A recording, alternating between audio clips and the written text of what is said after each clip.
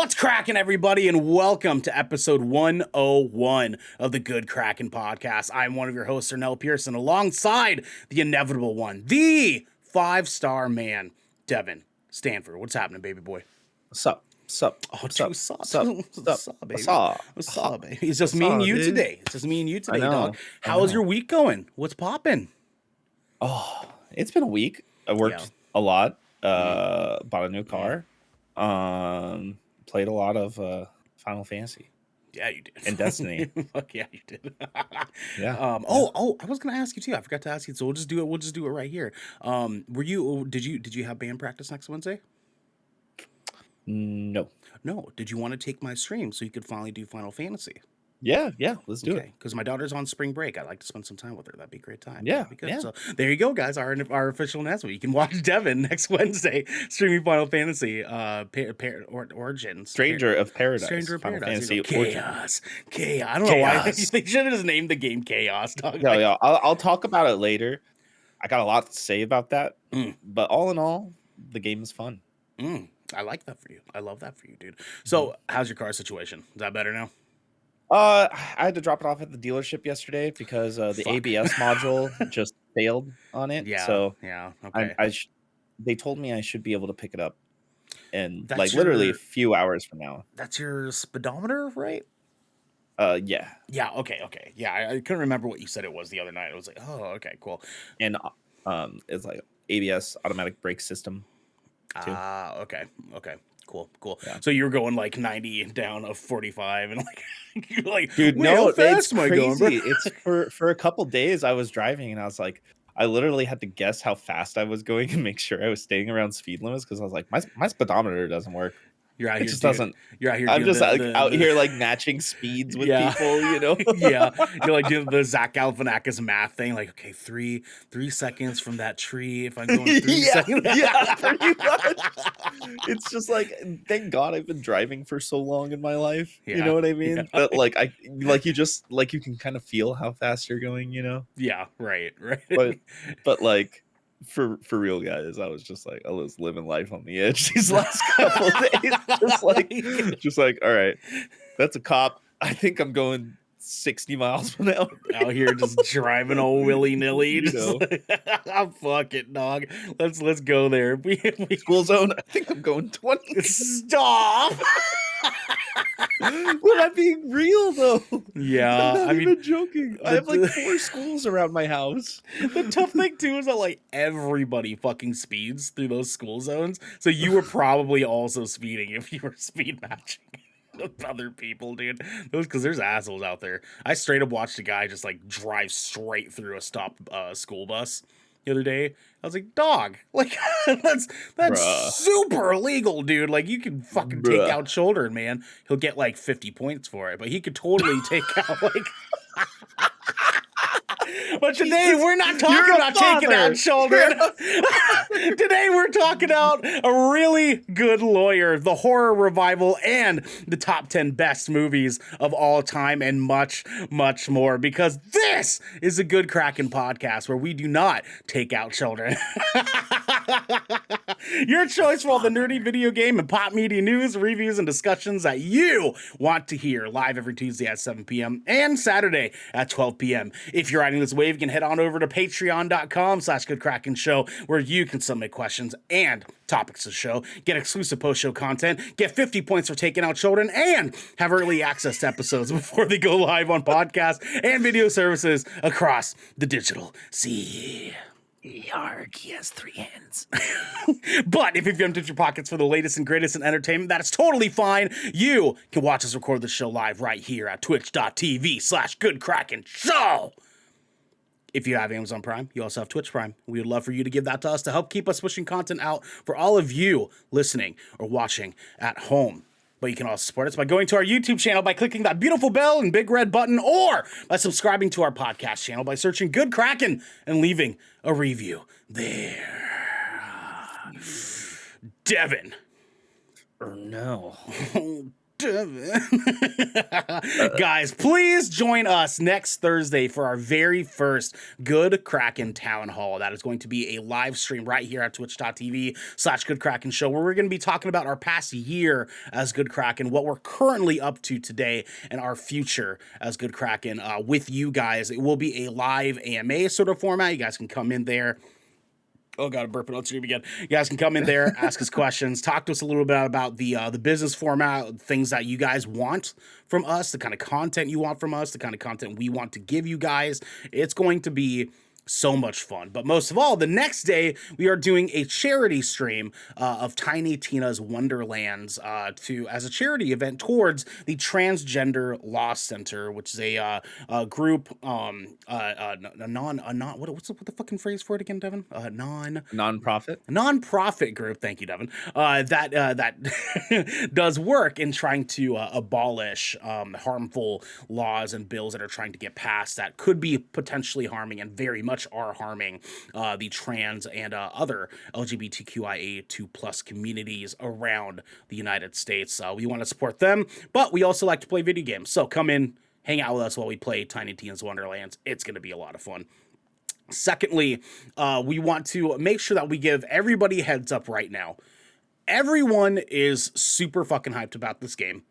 Lots of people are super stoked about the way that this game looks, but there is some stuff here.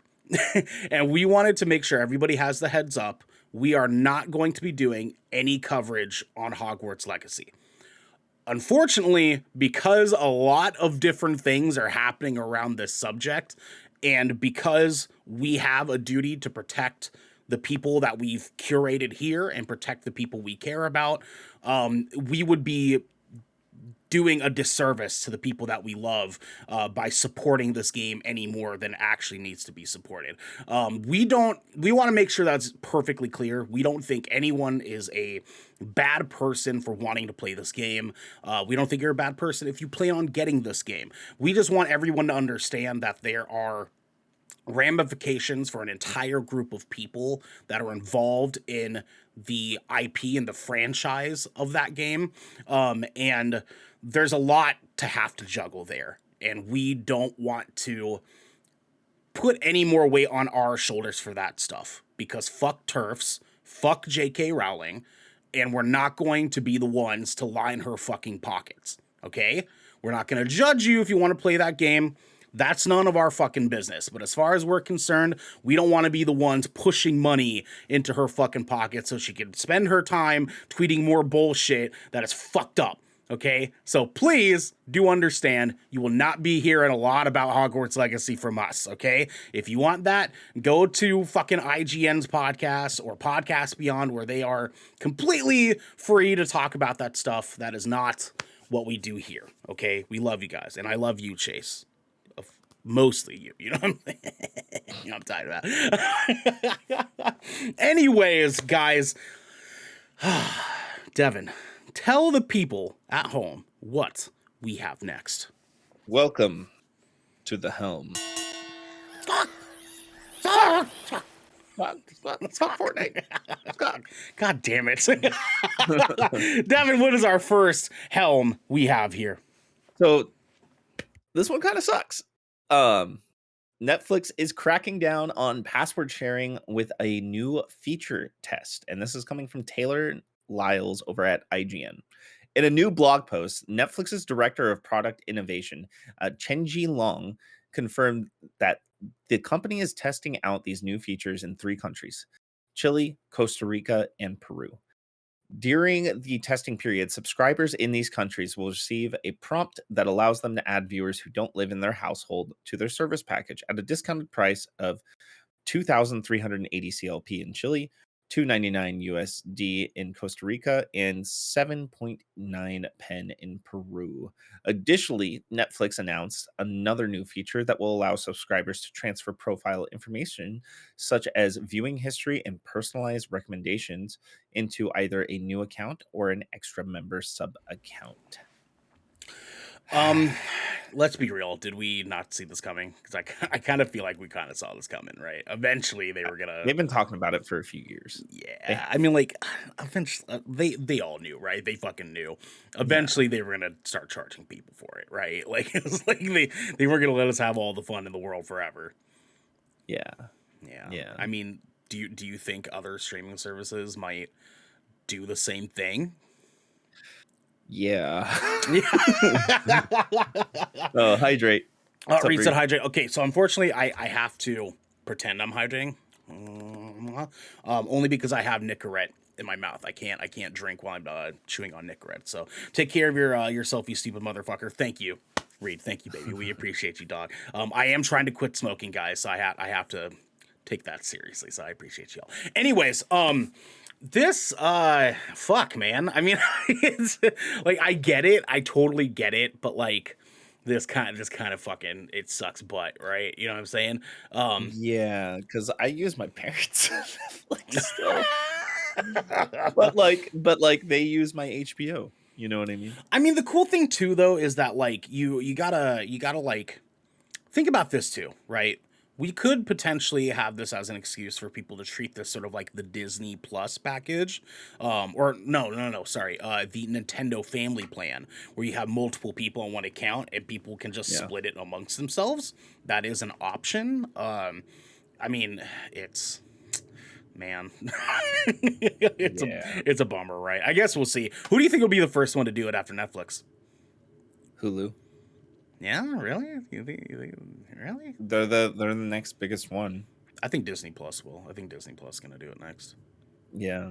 Yeah. I don't know. Yeah. I don't know. Because I mean, Disney Plus making those come ups. You know what I'm saying? They're like, you don't get that shit. Yeah.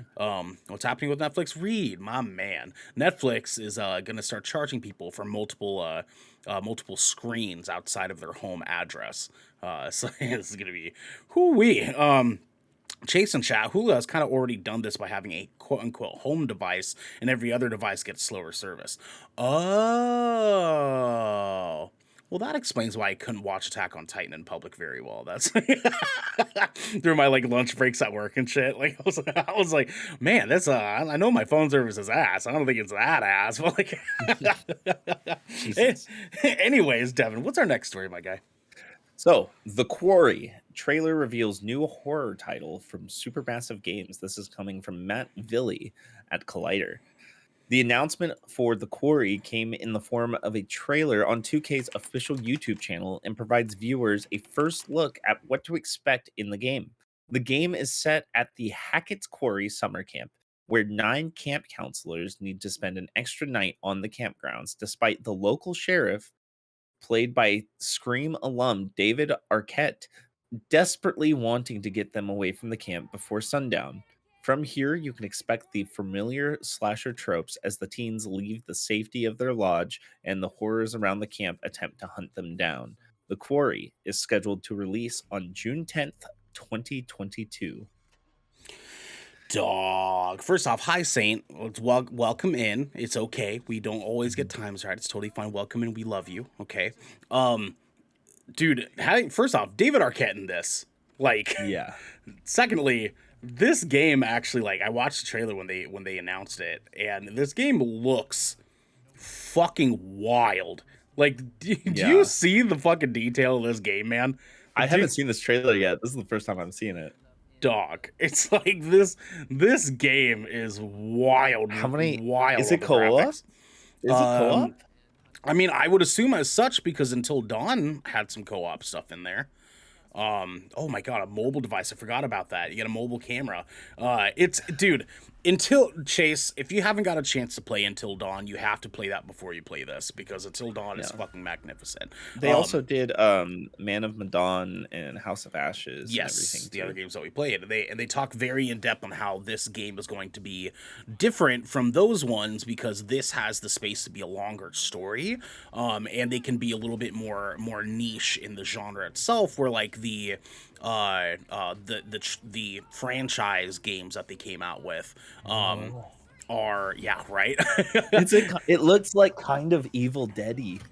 Yeah, dude. Well, so they were talking about how it's supposed to be a pretty classic slasher film sort of style, which is interesting having David Arquette be a part of that because that is so like him in the Scream movies. That is that is exactly what he's been a part of for the past fucking like 2 decades. But Yeah. anyways, I have good feels about this. I have good feels about this. We missed Until Dawn. We missed that sort of format of game, right? Because like Hmm. the Man of Dawn game and House of Ashes stuff Dude, like that. that fucking cast. Yeah, dude. I'm telling you, man. Wow. Fucking rocker. I'm telling you, my dude. They got the fucking Justice Smith from Pokemon Detective Pikachu. Yeah. Yeah. Yeah. Mm-hmm. Mm-hmm. That's That's dude, it's gonna be nutty. good. It's gonna be fucking good. It looks phenomenal. They are saying Will Biles, a director, was saying that this game is going to be a little bit more on the classic slasher / creature feature side, where it's going to feel a little bit more like a classic horror movie. Mhm. Whereas the what is the fucking series of games called? Man of Dawn, House of Ash. What are they? The Dark Pictures Uh, anthology. That's what it was. yeah.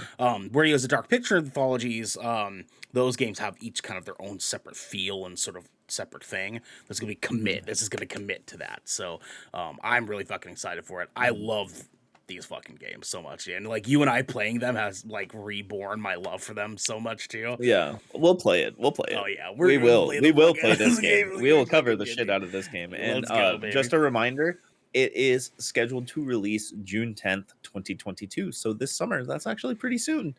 It's only a few months away. Mm, mm, mm. 3 months away, guys. Let's fucking That's go, baby. That's that's my birth. soon. It's my birthday month. Let's fucking go, baby. What's also soon, Netflix's Resident Evil live action series gets teaser art summer release date.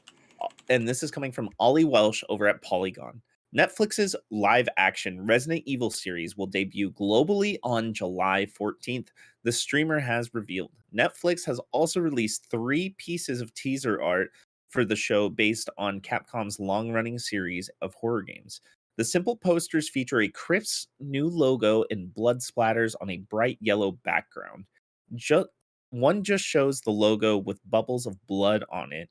One shows a pill marked by the word joy and what appears to be the logo of the Umbrella Corporation. Another features a vial of blood with a label that marks it as positive for the T virus pathogen. Look, I think anything can be better than that last piece of crap that they came out with. Here's the deal though. Like based on some of the casting photos here, I'm going to show this with everybody really fast. Okay, based on some of the photos we got here, I don't know if I necessarily have high hopes for this either because listen, this is kind of coming off a little Netflix teen drama, and it's kind of making me worried. It's kind of making me a little worried here. So first off, we have Yeah. Rylands from Horizon Forbidden West, or AKA Horizon Zero Dawn, and I don't know what is going on in this cast photo. Is Wait. this supposed to be based in like some kind of like Umbrella Corp facility? Like I don't know It who might who they're be. supposed to be playing. Like now the posters, cool, dope, but like, well, because Reed says I really don't want Resident Evil as a teen drama. I don't think it will be, but like the cast photos are speaking like it is. You know what I mean? Um, It might I be based on the Umbrella Corporation, like a yeah, story that hasn't really been told. yeah. Which, like, if it is, that might actually be cool. Like, honestly, It could be. that that could be cool. This is coming from Netflix, and Netflix series have been pretty good lately. Hmm. You know, Hmm. that Hmm. they've been hitting. Like, I Yeah, mean, yeah. I mean, yeah, it's Midnight Mass was a fucking masterpiece. yeah, yeah. Oh man, it's hard. It's hard, right? Because like, Yeah. can we trust them? You know what I mean? Like they haven't quite earned our trust 100% the way the MCU And has. But like, And goddamn. here's the thing. There's only one character that I actually recognize on this casting list, and Uh-huh. that's Albert Wesker. Yeah. As far as like characters, right? Yeah. Yeah, Yeah. that's the only one. All the other characters are not announced. who they're playing. Who knows, dog? Chase in the chat says dog isn't an answer to Euphoria. If We get Resident Evil titties. Let's do that. We'll just do I mean, that. they are changing ethnicity of Wesker. Oh, this time ethnicity. around. Ethnicity. Okay, yeah. Yeah. Yeah. I mean, like it'll be interesting to say. Was Wesker in the movie? The newest one? Yeah. I have no idea. I didn't watch it. 'Cause it looks so I bad. still need to watch it. I still need to watch that bad boy. I should watch it. I should. Esco in chat. Hi, gentlemen. Midnight Mass was wild. Sorry, I forgot to turn caps lock off. Why are you yelling? Midnight Yes, Mass. Esco, It's on hi. Netflix. Read. It is made from the same people who did Haunting of Hill House. Yes, Haunting of Hill definitely. House, Haunting of Bly Manor, and now coming soon, the Usher of something something. They have a new show they're currently in production for, which is ooh goddamn. So if you like any of those shows, it's all the same producers and director and writers. They're all phenomenal. Every single one is fucking phenomenal. But I mean, I guess we'll give this a swing and shot, right? You know, Resident Evil content, like it's going to be on Netflix. It's either going to be good or bad. When we get a trailer, we'll have to see then, because it can't be worse than that trailer we got for the newest one, right? Like, because that show, you're like, ugh, yikes. Big ol' yikes. Yeah, I remember seeing like the teaser for that movie, and I was like, "What the fuck is that? What the fuck is going on here, guys? Oh no!" But I was like, maybe they'll fix it. But on the other hand, my guy, we got some stuff we are very excited for, my dude. Daredevil reboot reportedly set to begin production as Disney Plus MCU series. Oh, this comes from Joe Scrabbles over at IGN. Again, we're coming back to IGN here. The latest issue of Production Weekly, which provides listings of pre-production or in-production projects for film professionals, includes a section for a show simply referred to as Daredevil Reboot. The show is listed as Disney Plus's series currently in development, with head of Marvel Studios Kevin Feige and Chris Gary, Marvel's Behind the Mask, mentioned as producers. No timing is given for when the show would begin production, however, nor which actors would be involved. We do know that Charlie Cox is reprising his role, right? And we know Vincent is still the Fisk. Goddamn. Yeah. Goddamn. Yeah. And guys, we know that they brought all the Netflix shows over to Disney Plus, and they didn't even edit any of them. They still got all the nudity and gore and everything in it on Disney Plus. Yeah. Well, Esco's saying I was so confused on why we had to put a pin for Disney. Then I remember the shows went to there this week. Yeah, because we've been talking about this for a while, man. They're gonna add some kind of section of Disney Plus for this stuff, and you're gonna have to like find a way to adult protect that content from kids, so on and so forth. But I think Moon Knight is going to be like the first iteration of Marvel that Kevin Feige has already said it's hyper violent. He's already said that. About Moon Knight. That would make like second or third though, right? Behind Daredevil and Punisher. Well, yeah, but I'm talking about for Disney Plus, like as an MCU Marvel Studios production. This is the most violent thing that they said that they've done.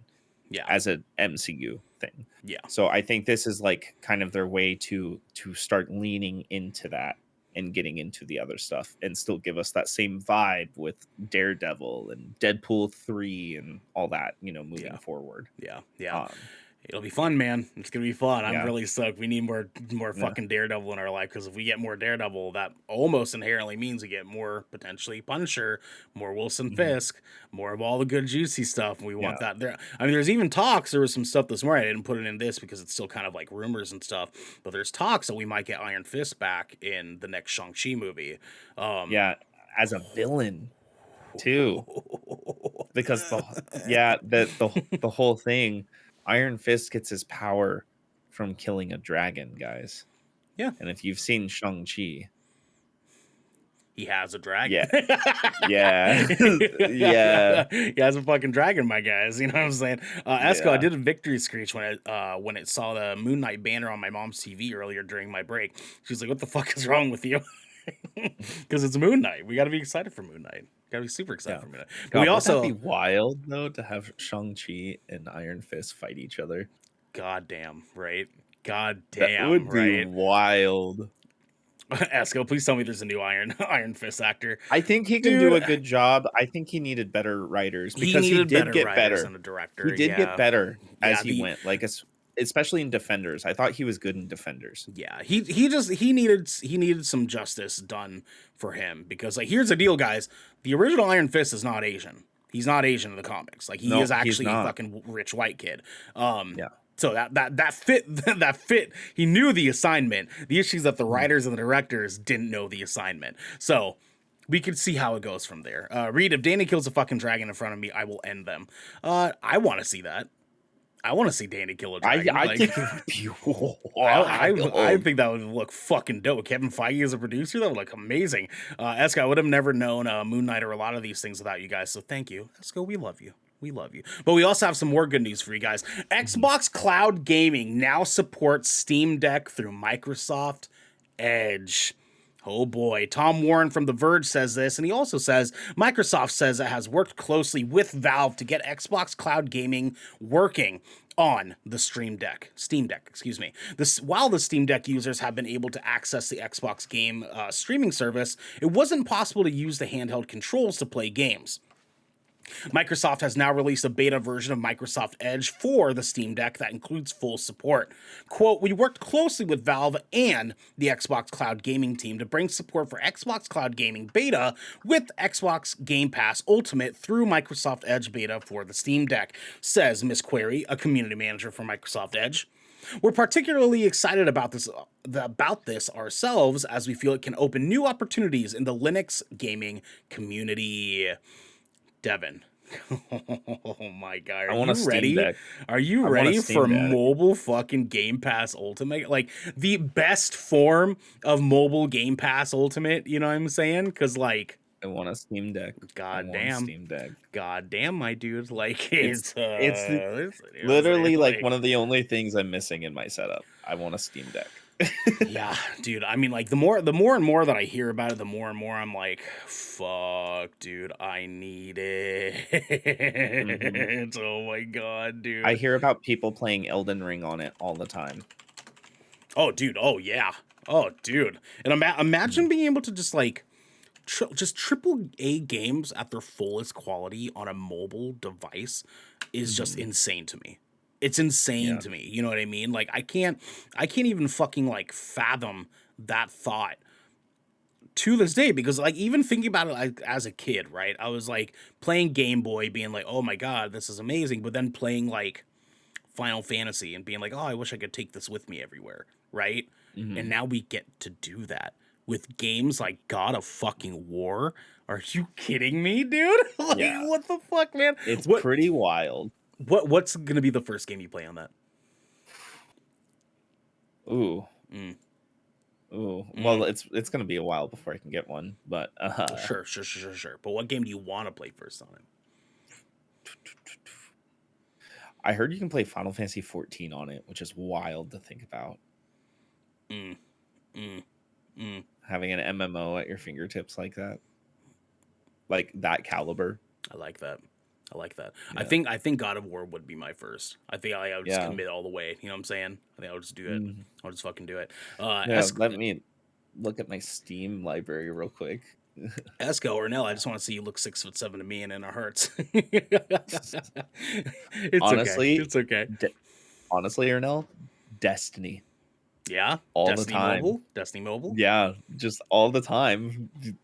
Yeah, everywhere you go, dude. I love that for you. Final Fantasy and Destiny, definitely. I think another one would maybe for Forsaken. No, not Forsaken. Forspoken when it comes out. That'd be a good one. That'd be a good one. I was also thinking about this. It's like since I've played Skyrim mobile on the Switch, which it's an entirely different experience because like you get to actually take it wherever you go. Read it's in 1080p handheld on the and it's a but it's a full like 60 frames, right? Yeah, and it's an OLED like OLED screen. Too. Yeah, that's right. 1080p OLED. Let's go. Hydrate. I gotta pretend to hydrate again, guys. I'm not quite done with my gum yet. Okay, cool. I have Nicorette in my mouth, so I can't drink while I'm like chewing on my gum. But playing Fallout too. in your hands would be really cool. Mm. I do have Fallout New Vegas in my I do have New Vegas in my Steam library, so like New Vegas handheld would be rad. I think you're onto something, my guy. I think you're onto something. But with that said, some other stuff that is onto something here. Elden Ring was fucking onto something. They were on to all of us because Elden Ring patch 1.03 out now. So they talk a little bit about this patch update that they did. This comes from Liam Croft from Push Square. He talks a little bit about the patch stuff that's rolling out for the first major patch for Elden Ring. They fixed a lot of shit. The main ones that came out, okay, and for anyone that plays Elden Ring, this is for you guys. They added a function to record an icon and the name of an NPC on the map when you encounter that NPC. That's fucking cool. They added an NPC named Jar Bairn, who is just an extra NPC for a little place called Jarburg in the game, which is literally the only non-hostile area in the game that is just a town of jar people. They're just jars. They're just kicking it. It's so fun. They also added some new quest phases for the following NPCs: Gallows, Nefeli Lu, Kenneth Height, and Gatekeeper Gostak. They added some summonable NPCs in multiple situations. They increased the number of patterns of objects players can imitate when using Mimic's Veil. Excuse me. Added night background music for some open field area, decreased the damage of spirits summoned when using the item Mimic Tear Ash, and changed the spirit's behavior pattern. Damn, they nerfed the Mimic Tear Ash, that sucks. Decreased Ash of War, Hoarfrost Stomp's damage, and increase cast time, which is fine because Hoarfrost Stomp was fucking broken, my dude. But anyways, if you guys want to see the rest of the patch notes, if you are Elden Ring people, go over to Push Square for Liam's article here. He goes through the entire run of all the major patch note stuff you guys can catch there. If you are Elden Ring fans, that is the place to do it, my friends. There's a link for y'all. Yeah, go. Oh, beautiful. Thank you, Devin. Thank you so much. So you guys can read that, but most importantly, you guys can check that out real quick while we kind of move on to some other stuff. But before we move on to some other stuff, I want to remind everyone that they can support us over on patreon.com/Kraken Show, where they can get early access on this episode before it goes public. They can write on the show, and they can get this episode ad-free. But if they're hearing this, they're not on our Patreon. So for now, here's a word from our sponsors. This piece of good Kraken content is brought to you by Glide Mousepads. The world is changing and the demand for PC gaming and work from home setups has never been as wild as it is right now. Having the best of the best in PC accessories only makes it easier to get your work done before you jump right back into the fray of the digital sea. And Glide knows exactly how to make that happen for you. Glide Mousepads is the future industry leader in mousepads, offering beautiful, smooth, waterproof products made with eco-friendly materials and non-slip rubber in a variety of sizes that are guaranteed to help you get that next win. Now, if you're like me and you spend a lot of time in your command center, whether it's streaming, editing, or designing, you need a quality mousepad that can keep up with that constant grind. You can go to glidemousepads.com right now and use code KRAKEN for 15% off the Founders Edition mousepad in every size available. Again, that's code KRAKEN, KRAKEN, for 15% off any Founders Edition mousepad today. Our next sponsor is Rogue Energy. Late nights are pretty much commonplace for us content creators, and any of us here at GK can attest that sometimes you're just too damn tired to even think about how not to be tired any longer. Lucky for us, though, Rogue has figured out how to give those late nights and even earlier mornings the supercharge that we all need. Rogue Energy is a low-calorie, no-sugar energy formula that is the perfect alternative to sugar-filled canned energy drinks and sodas. Every formula Rogue Energy produces is designed with optimal levels of high-quality ingredients and no chalky textures. Being the only gaming drink company in the world with 4 unique product lines to suit your task at hand, Rogue Energy strives to improve the in-game performance of gamers, streamers, and content creators around the globe. Check it. We have been drinking the ever-living crap out of this stuff. If I'll be completely honest with you, me, Devin, Garrick, Xander, Raven, Genesee, all of us here at GK absolutely adore this drink. It helps us in the mornings, helps us in the evenings.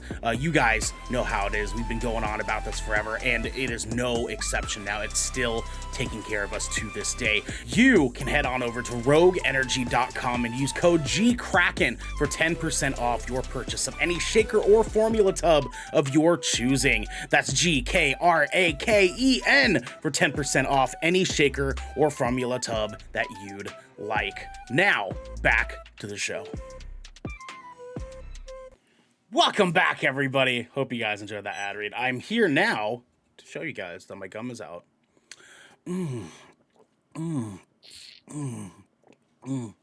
Oh, fuck. I'm sorry, audio listeners. I had to make up for about 40 minutes to hydrate redemption, so I had to make sure I can make that up to our wonderful people at home. Devin, what do we have for those people at home next, my guy? We about to tell you all about what we've been doing on Hands on Deck. There's already sound effects there, Ernell. Listen, I don't need your fucking judgment, you know what I'm saying? Listen, just because you're excited about Fortnite doesn't mean you need to make Fortnite sounds. All right. You know what? That's fine. Guys, Hands on Deck is where we talk a little bit about some games, a game or a movie or a show that we have recently played or watched this week. We try to pitch them to each other, and we try to pitch them to you guys at home. Devin, my guy, what have you played or watched this week? Ooh, so I watched The Adam Project again. Sure, dude. It's a good movie, man. It's a good movie. But for real, I got my hands on the new Square Enix published and Ninja Theory developed title, Stranger of Paradise Final Fantasy Origin. Which we are streaming next Wednesday with Devin. Yeah. The man Stanford himself. Devin, tell us about it.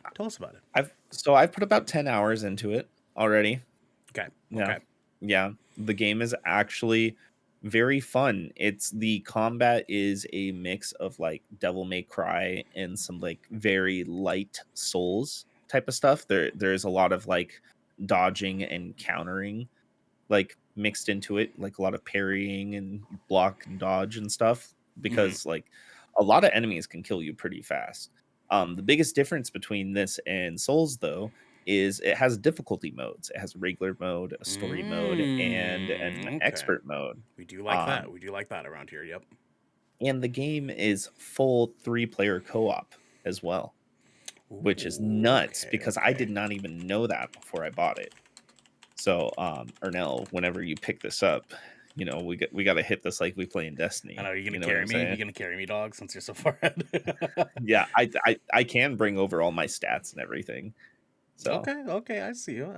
Yeah. Dog. I see you. Okay. But like, I know I was telling Garrick about that, and he was like, "Wait, it's co-op." He got like excited. He was like, "Of fucking course." He's dude, like, of course. He's like, "Wait, a hacker slasher Souls like co-op game?" I'm here.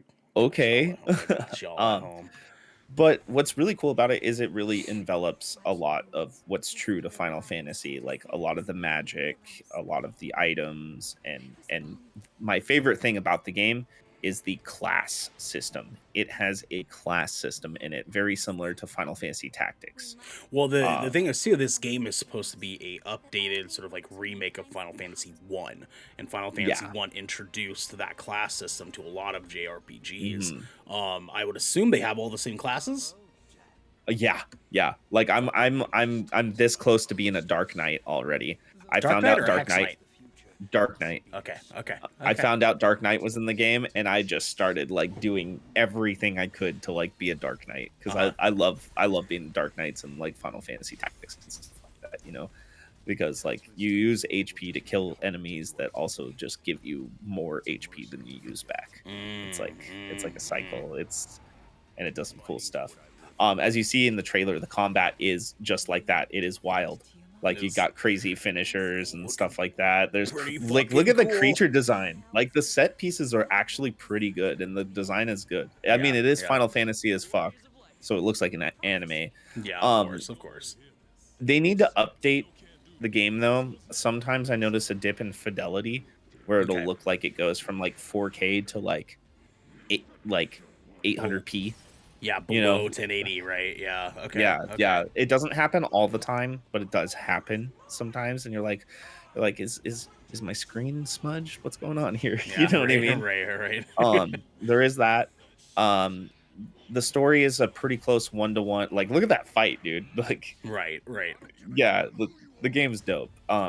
But there is like some weird um dialogue choices. You know, they decided to modernize It's everything except for the 1983 dialogue. It's yeah, yeah. it's kind of Yeah. cringe. Yeah. Chaos. They Chaos. do say Yeah. I mean. chaos a lot, like a lot, guys. Like to the point, like I'll be playing the game and like Ernell will be in chat and I'll be streaming. I'm like, guys, this game's really fun, but I fucking hate this main character. Like I'm not even gonna lie, his his dialogue is just yeah, Chaos. That's his yeah, entire dialogue. It's the entire like yeah, 40 hours of game is him saying chaos. Yeah.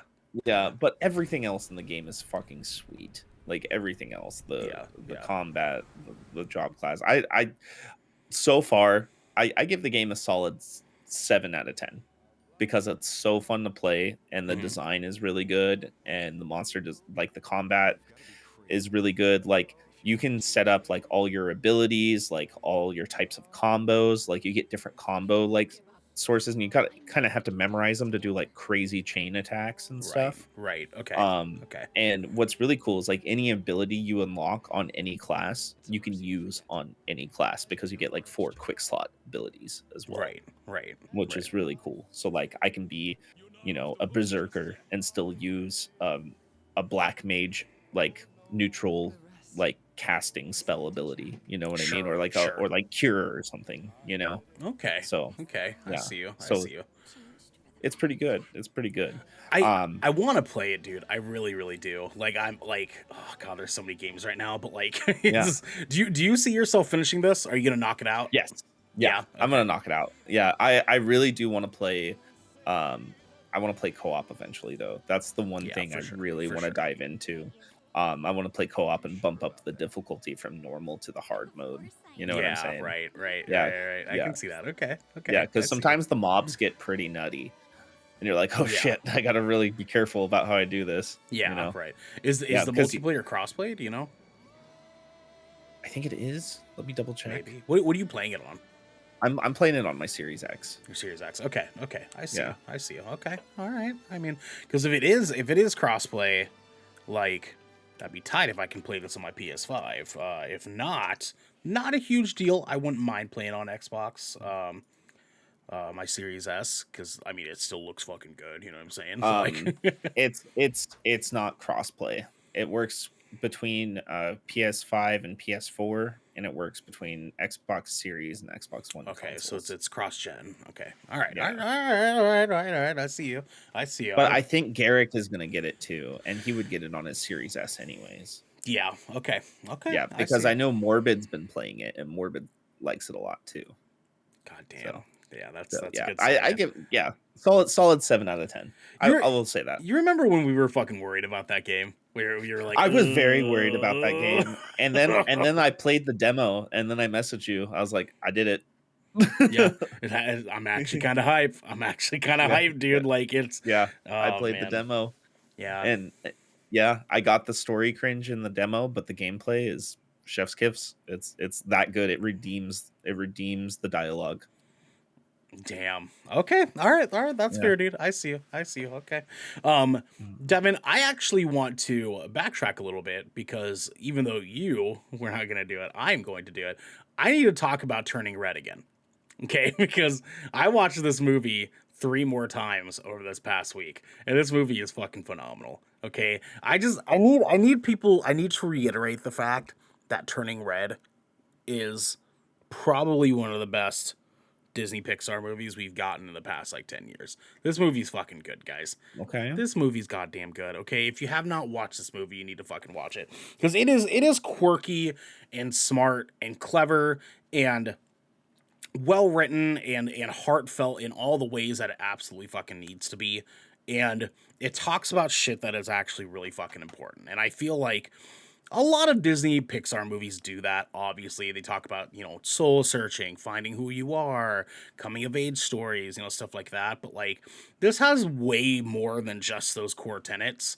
And I feel like that's the kind of stuff that could drastically affect a young girl, which is what this movie is for. It's for a young, like, teen girl who's like 10 to 13 years old, and is kind of like trying to figure out like who the fuck they are in this world. And they're trying to figure out like, growing up and like listening to their parents and being involved with friends. And it has everything that could potentially be important to a 10 or 13-year-old, especially a 10 to 13-year-old girl. I just wanted to reiterate first and foremost that people need to fucking watch that movie. Because goddamn, watch that fucking movie. But also watch The Adam Project, because that's a fucking good movie too, and I cried hard. Yeah, there's just good content coming out this year. This is just a really good year It's a for really content. good year for content, my dude. Really good year for content. And I'm fucking excited for it. But I actually mainly wanted to talk today about season 3 of Attack on Titan, because I barely got to scrape it the other week. Chase, I'm not on Team Turning Red. Sorry, not sorry. Shut the fuck up. Shut the fuck up, Chase. You're not being serious about that. Watch that damn movie. He's never watched Lord of the Rings, so any opinion he has on a movie is invalid. That's true. That is true. He doesn't like high fantasy, guys. Chase, actually, he likes he hates the Division 2 and likes Fortnite. Fun fact. And hates high fantasy. He is the worst in all of us. We love you, Chase. Attack And he on hates Titan. Halo. He does hate Halo. That's true, huh? He does hate Halo. Yeah. Man, what a guy. What a guy. You know what I mean? Yeah. Give Chase love, guys. Give Chase love. We love Chase around here. Attack on Titan season 3. Okay. How long has this been out, Devin? Oh, quite a few years. A few years. Okay. Yeah. I'm not gonna ruin any core plot stuff, because we don't like doing spoilers here if we can fucking help it. And I feel like shows are a different ball game than movies, right? Like, I feel like when it's that kind of like show, like an anime or something like that, we want people to be able to reach that arc on their own. So I'm not gonna give anybody any major spoilers whatsoever. 2018. 2018, perfect. What I will say is, Chase, I fucking hate you both. We love you, Chase. We love you, dog. What I will say is, fucking A, this is not one of the best seasons of anime ever, dude.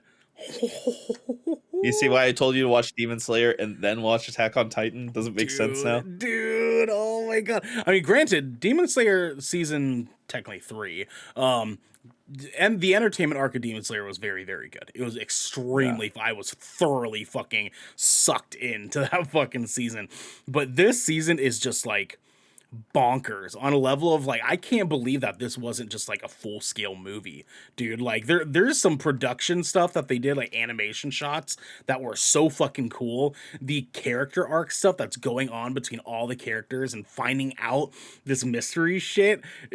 Oh fuck! And then like all the battle scenes, every fucking action scene in this fucking season is just nuts, dude. Fucking nuts, man. How now you see why everybody talks about Captain Levi and Mikasa? God damn, dude. Are they just like God, just literally like they're like fucking freight trains going at those Titans, dude? Oh, and the thing is too, I thought Mikasa was gonna be like the pinnacle, right? I was like, oh, she's gonna be hard. And then this is our first time really seeing Captain Levi like full on in action, and not just sort of like holding back punches because he's only killing the Titan or whatever. He goes in this season, and I was like, dog, this dude goes so hard. That conflict with the guy who taught him how to fight.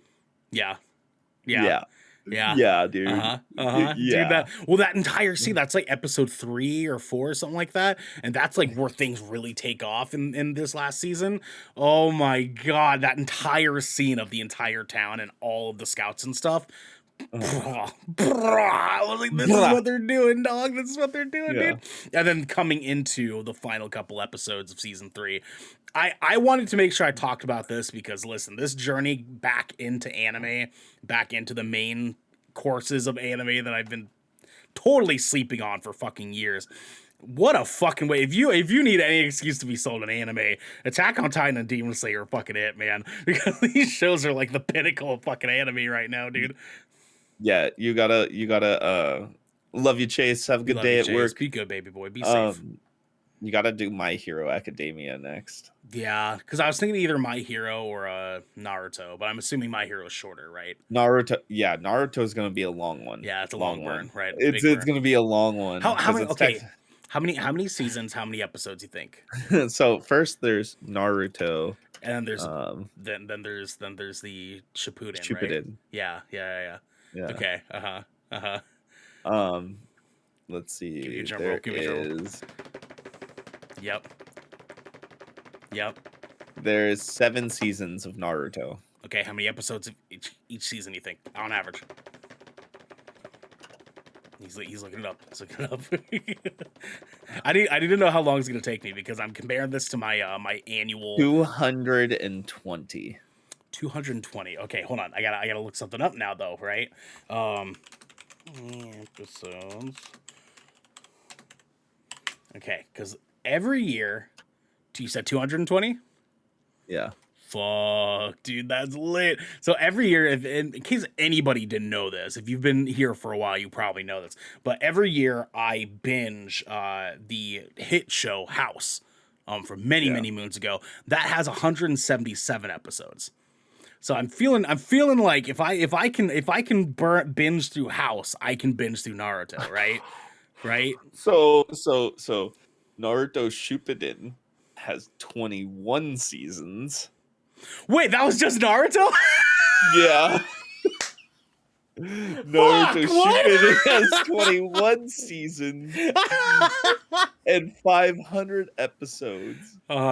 There are 26 seasons between both series with a total amount of 720 episodes. It took me like 7 months to watch all of it. And I was watching like 2 episodes a night, at least. Listen. I listen. Okay, I'll get through My Hero. And I'm gonna make You have this to a do thing, Jujutsu okay? Kaisen though too. I'm gonna make it a fucking thing. Okay, like there might be space for me to do like some form of watch along every couple days a week or something like that.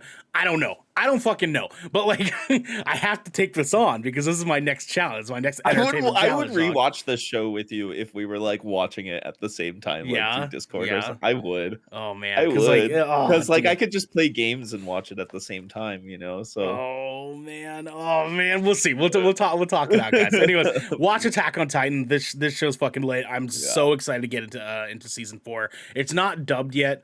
I think I will just go into it subbed. I'm just gonna have to make sure I carve out the time to really like focus on it because right now all of my entertainment stuff is kind of done while I'm like multitasking with other stuff. And so with this, I'm gonna have to treat it a little bit more like a movie where I'm gonna have to like sit down and actually focus on what the fuck's going on in the movie. Which shouldn't be too bad because thankfully the seasons of Attack on Titan aren't crazy long. So it should be all right. I should be okay. Devin, what do we got last for the people today, my guy? What's up next, Devin? Protect your neck because we got the Gallows. Protect your neck, baby. Let's go. The Gallows is for the kids. I fucking love it. Guys, for the Gallows today, on Tuesday, we talked GK's top 10 best games of all time. Today, we're talking GK's top 10 best movies of all time, y'all. Today is the day, as Devin said, protect your neck. Because we're fucking doing it out here today, y'all. It's going to be fucking good. Well, we hope you all are ready here. So what I'm going to do here, before we get started, I have to open up another doc. I'm going to open up another doc for us. And this is going to be, for our, actually here, I should probably do this. I'll do this. I'll take the game one that we did.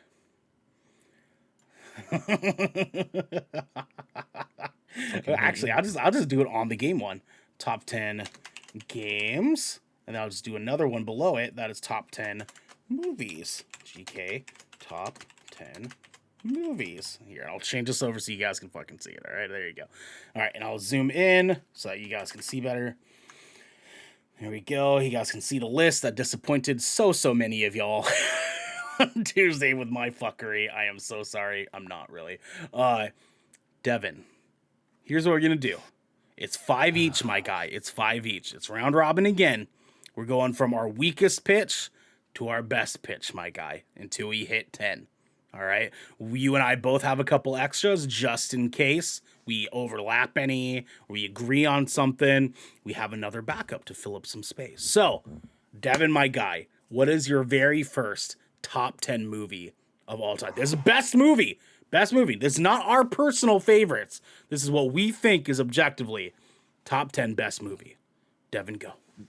Because it is related to a franchise that has been a cultural zeitgeist for decades, and I believe this movie is the pinnacle of that franchise.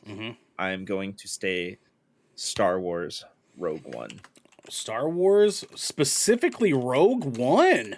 My guy, good choice. Good choice. Okay, yes, why is that? Why that is movie has excellent writing, excellent storytelling. Okay. It hits the beats on nostalgia with Star Wars A New Hope, because it shows how everything came to be that built up the plot for one of the greatest premiered movies of all time. I like it, my dude. So our homegirl Cinery in chat goes, yes. Dude, Cinery goes off for Star Wars. She really goes off for Star Wars, dude. Well, also, welcome back. We missed you. We miss you. We hope you've been doing good. Reed, hey, I'm back in whoa, hot take there. Not really, dude. Rogue One is easily one of the best Star Wars movies, period. Yeah. Period. My hot take on Star Wars is Revenge of the Sith is my second favorite one. So, dude, Revenge of the Sith. It makes sense, right? Yeah, it's a fun movie. It's a fun movie. I got you. But yeah, no, Rogue, and dude, that movie made me cry like a bitch at the end of it, because there were no heroes really. There were no heroes. Well, as Cinery says in chat, it's really well shot. I love they didn't force a romantic relationship down our throats, which is perfect. Like that, like we were begging them to do that over the course of time, right? And it was, the relationship between the characters was so natural. So natural. Yeah, like all the characters actually were acting in a way that felt like IRL, like real life, like decisions, you know? Oh, yeah. Dude. And that very, very end of that movie was just powerful with that Vader hallway scene. Yeah. Oh, yeah. It was so good. It was so good. Yeah. No, I'm putting it first because it's I don't feel like it's as recognized as a lot of the other movies on my list, but I still recognize that movie as a great sci-fi and one of the greatest Star Wars movies. Sure, that's fair. Reed says, I agree. I'd say a hot take being the number one Star Wars movie, but not that I'm necessarily disagreeing. It's a great movie, though. Yeah, I mean, to be fair, I don't even general consensus. I don't even have a Star Wars movie on my list. If there was one, Rogue One would be in my honorable mentions. The thing is that, like, even though Star Wars were absolutely a social zeitgeist, they weren't necessarily amazing movies. They just had a very amazing story. And like the movies don't like age very well. If you will go back and actually really watch the old original, ones, trilogies, they don't age well because there's some weird production decisions that they made. There was weird camera decisions they made, weird character dialogue. Like there's a lot of things that they did very weird, but because it was such a phenomenally written story, that's what sold us all on it. You know what I mean? And so, now we have the stars that we have now. And if it wasn't for that, we wouldn't have the wonderful, great Rogue One. The raining stormy canyon scene, like at night. Think about the way that scene was shot and the visual effects in that. Goddamn. It was awesome. Yeah, fucking, oh my God, the movie was so good. Yeah. Devin, my very first movie I'm going to pitch to you, my dude, is going to be Alien. Oh yeah, I mean, I can't disagree with that. That Yeah. is Yeah. a horror icon and Mhm. sci-fi icon. Mhm. I mean, it makes total sense. It is that is exactly why I put it here. As far as all of the horror movies we have ever gotten in the history of ever, Alien is absolutely the pinnacle of its time. It is absolutely the pinnacle of where we are now. Alien was a fucking phenomenally written movie. It is a sci-fi fucking tier 1 ass movie, dude. Yeah, And if it's a masterpiece. it pushed the movie industry in a direction that was like, this is what sci-fi needs to be for the rest of the following fucking like 5 decades of movies, dude. And now every sci-fi movie takes just so much inspiration from what Alien gave us. The character acting was fucking phenomenal. We got the xenomorphs in Alien, the xenomorph in Alien, and it was one of the coolest looking fucking things in movie history, right? For like the time, like how cool the alien, like the xenomorph looked in that movie. Fuck me, dude. Like, it was fucking horrifying. And one of the best things that horror movies can ever do is legitimately scare people. Like, legitimately make you feel uncomfortable. And Alien fucking nailed it day one, dude. Yeah, yeah. I agree with that. I think I have another horror movie that can live up to Alien and be on the same level. There's a couple that I was thinking about. I was like, ooh, I had to juggle a couple of things, man. Yeah, I was like, I got damn. one. I got one. Okay, Devin, Yeah, it's on what do my you got, list. my guy? What's next for you? What's next for you? The Exorcist. My man. The Exorcist was also the other one. Let's go. Why is that, Devin? Why is that? There's no way this can't be on this list. This shocked audiences around the world. This is something that has been urban legend, fairy tale, real story, whatever you have it. This put it in front of everybody's faces. And it was a gut-wrenching fear for a lot of people because some people, according to articles and stories that have been told, have actually experienced these types of things. Well, and on top of that too, Yeah. the big thing here is that back then families were very Christian very often, and very Catholic very often. And so seeing something like this in those times was astonishing. Like people were horrified of this fucking movie, dude. Yeah. This was deemed the scariest movie of all time for decades. God damn, were they right. You know what I'm saying? And it was shot so well. It was written so well. It was acted so well. And that movie still holds up to this day, even with The Conjuring and everything else and all the other exorcism movies. The original still holds up. It sure does. Even going back and watching it, it doesn't come off as corny. You know what I mean? Like a lot of like old school horror movies do. I don't think you and I will put it on this list, but I feel like The Thing. I recognize that just as good.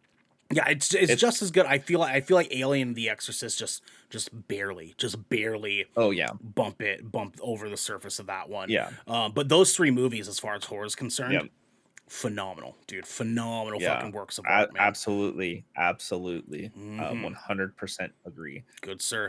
My man. Yes, I got you, dog. I got you, baby. My next movie I'm putting on this list. We're going to take a little bit of a pivot, y'all. Take a little bit of a pivot, guys. Because the next movie I'm putting on this list is The Lion King. Okay, yeah. Yep. Let's fucking go, y'all. Let's go. We're going there. No. Here's one thing, though. I didn't put any of the Disney Pixar movies on my list because there was a lot of other things that I held at higher priority. Sure, yes. The only thing with Lion King, I love Toy Story just as much. Yeah. And I also love Hercules just as much. Sure. And both those movies are phenomenal. I feel like The Lion King, the reason why Lion King tops all the other Disney movies, right? All of these motherfuckers, okay? The Lion King is such a well-written, classic coming-of-age story. Yeah. And it was just so fucking well done, especially for 1991, I think is when it came out. 1992. Yeah, 92. There we go. The dude, the art was next fucking level. Like the artistic design of this movie was far beyond like what they were doing at that time, between environmental shots, the character designs, the voice actors for this movie were near fucking perfection, dude. Like you believed everything they were fucking saying in this movie. And for the first time in like a Disney movie, because at that time there was really kind of only like Aladdin that was also kind of doing the same thing, right? What's up? It's actually 1994.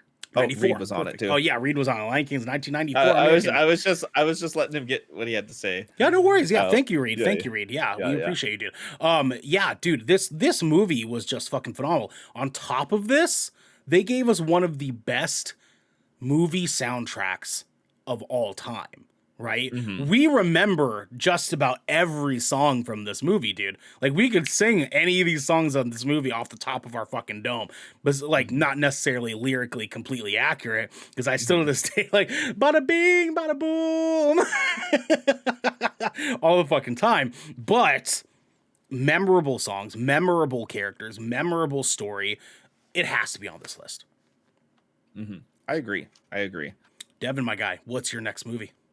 Well, we're talking the same year here. Mhm. The same exact year. Okay. It was 1994. Okay. Forrest Gump. Forrest Gump, my guy. Okay. Yeah. Okay. Yep. I see you. Devin, why do we get Forrest Gump on here? I forgot. That story is just an unbelievable story. It is an adventure, like almost a grounded, realistic adventure of somebody who was set back in life, and had to overcome a lot of things and go through a lot of trauma, but always still had the same goal in mind throughout his whole life. You know what I mean?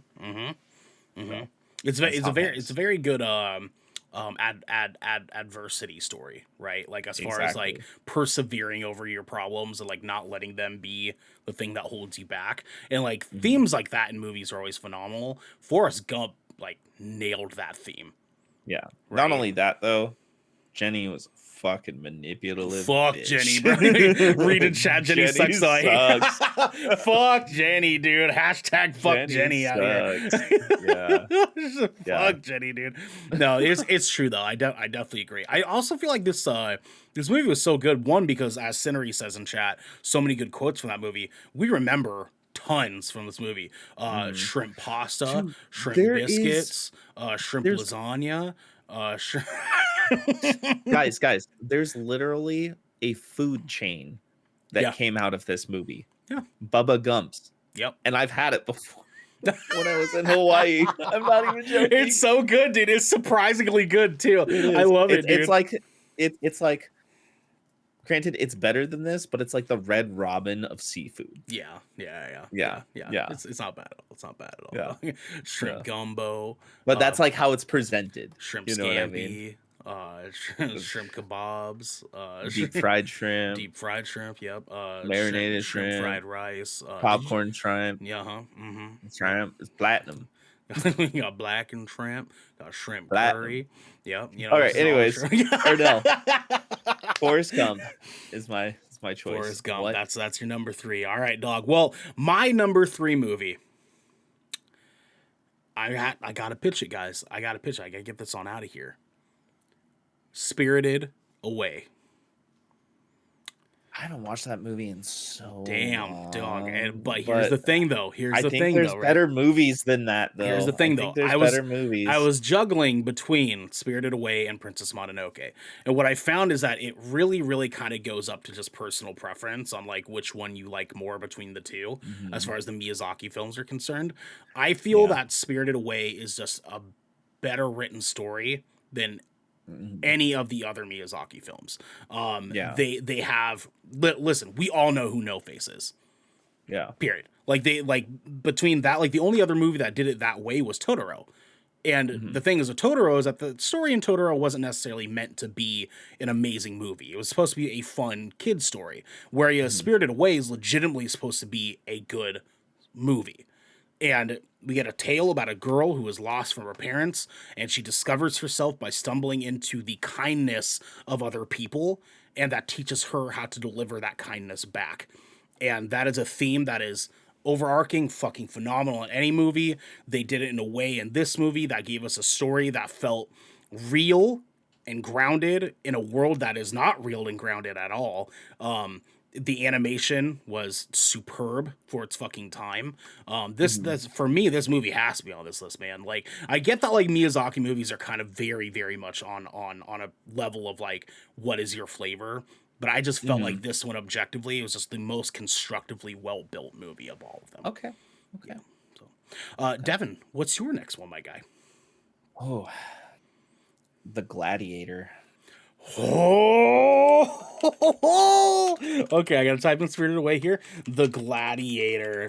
Oh, are you not entertained, Devin? Yeah, Why did you pick This- Gladiator? movie is a fucking masterpiece. God damn, isn't it? This movie's One so of- good, dude. Okay. One of Russell Crowe's best performances of all time. One of Joaquin Phoenix's best performances of all time. It is beautifully shot, especially for the time. I mean, guys, this movie came out. Let's see. What's happened to Maddie? How you doing? It came out in 2000, dude. 2000. Mhm. 22 years ago. Oh my gosh. Like, amazing movie. Great action sequences, great visions and feelings of peril throughout the things that they were dealing with, you know, and just the characters' relationships it was all believable, you know. I would almost go to argue that this was the first Lord of the Rings movie before Lord of the Rings came out. You know what I mean? But like, wait, did it come out? I think it came out before Lord of the Rings. Did it? Let's get a fact I check. think so. Let's get a fact. You look up Gladiator release date. Gladiator is 2000. 2000. Okay. Lord of the Rings, Fellowship release date. Let's see here. I want to say 2001. 2001. Oh yeah, so it was. I feel like it kind of like set us up for that level of character story. You know what I mean? Because like there's a lot of stuff in the Gladiator that felt like it could have dropped the ball if we did not have characters that were so dynamic with how many characters that are important in the Gladiator. In Lord of the Rings, they totally have that same sort of level. And I get obviously they came out so close together they could not have brought inspiration from Gladiator, but I feel like that movie set us up to fall in love with movies that have characters in that level of like a fantasy world, even though the Gladiator is not technically fantasy. It's just goddamn, you know what I'm saying? Tomato in chat, Braveheart, The Patriot, Last of the Mohicans, Lord of the Rings, Avatar. It's so hard to pick a top 10. There's so many good. Dude, Last of the Mohicans. I forgot that movie existed. That's a fucking good movie. Yeah. Oh, that's a fucking good movie. Oh my god, I forgot about that one. It's good. It's good to have you here. It's good to have you here, Tay. We're glad to have you, Devin. My next movie for you, my guy. Oh my dude, I gotta do it. I gotta fucking do it to him. You know what I'm saying? We might have to fucking do it to him, baby boy. I have to say,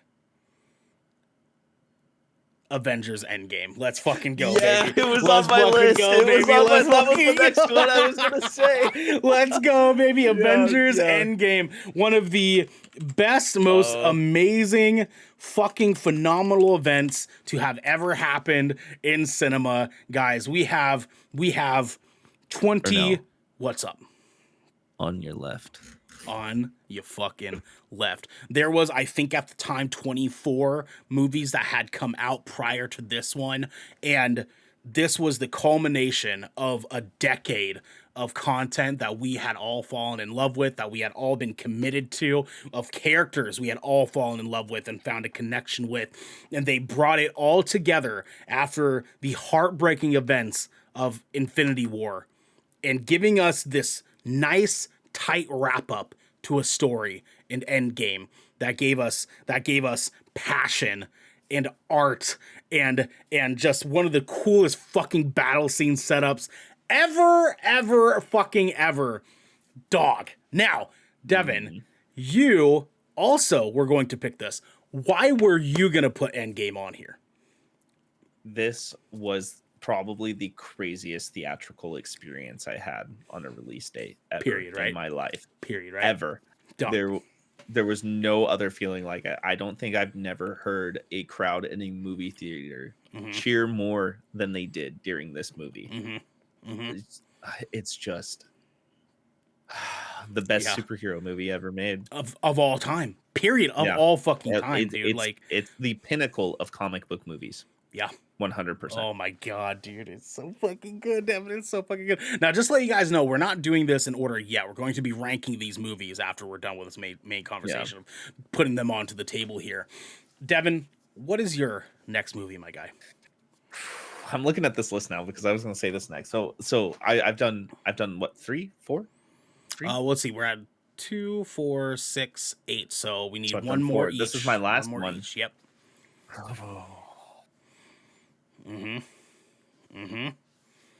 We're down to the hard stuff, my guy. I know. The last 3, we knew they were going to be hard, man. God damn.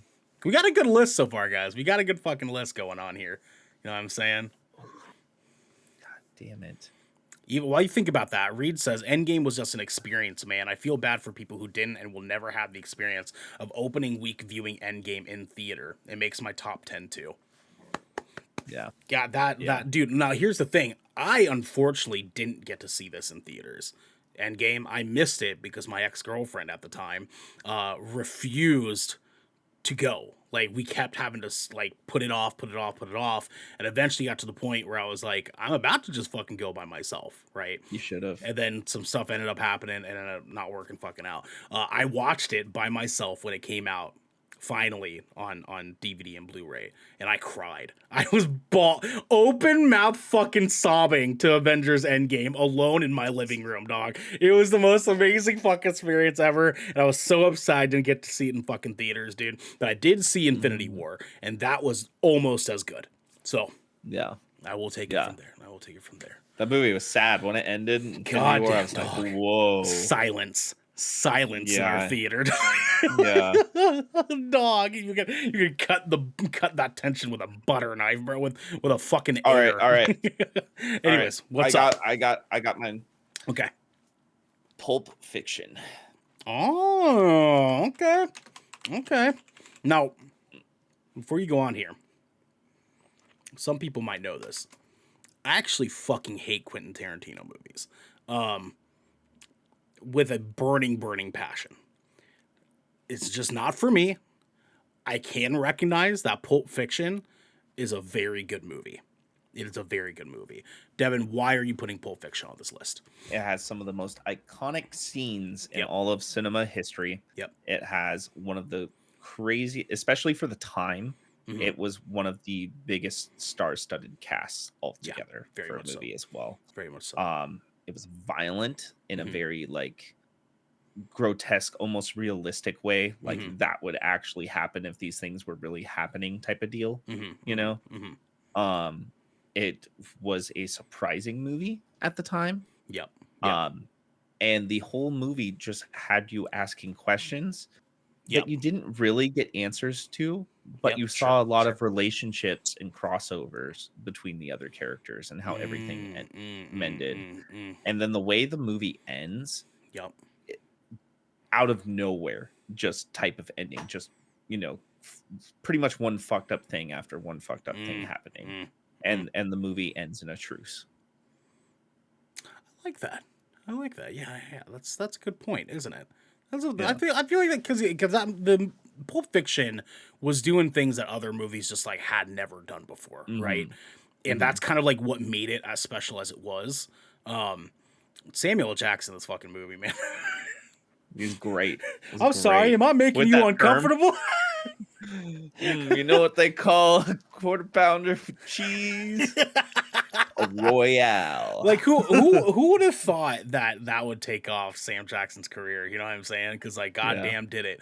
God, that's how good of a movie John it was. Travolta, Bruce Willis, Samuel Jackson, Uma Thurman. This movie did things for people, man. This movie did things for people, dude. Sam Jackson is a legend, Reed. He really is a fucking legend, dude. It was the movie that made me like Quentin Tarantino movies, and I felt like I would have been dismissed to not put one of his movies on here because that's fair. I mean, you like Inglourious Bastards though? It's kind of the only one. It's kind of the only one that I've ever. I mean, really granted, it is liked. a retelling. It is a retelling of a movie. Yeah, but it is a Quentin Tarantino version of a movie. Also, great casting, great movie too. No, very good movie. What about Kill Bill? No, I can't stand Kill Bill. You don't? I can't stand it. Like it's another.